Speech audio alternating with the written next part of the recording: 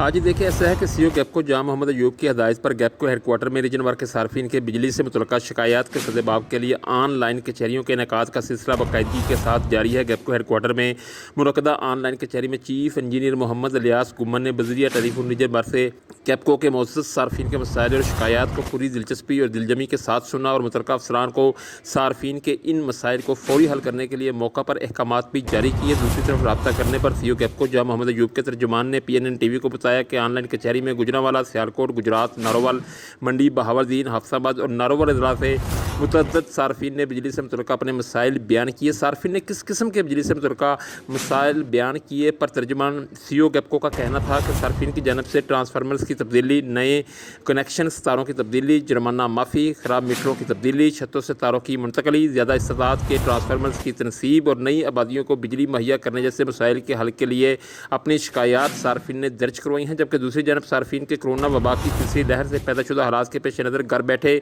इनकी बिजली से मुतल्लका शिकायत के फौरी और इनकी दहलीज पर अजाला के लिए गैपको की तरफ से किए गए इक़दामात को भरपूर सराहा गया है और गैपको इंतज़ामिया का शुक्रिया अदा किया गया है।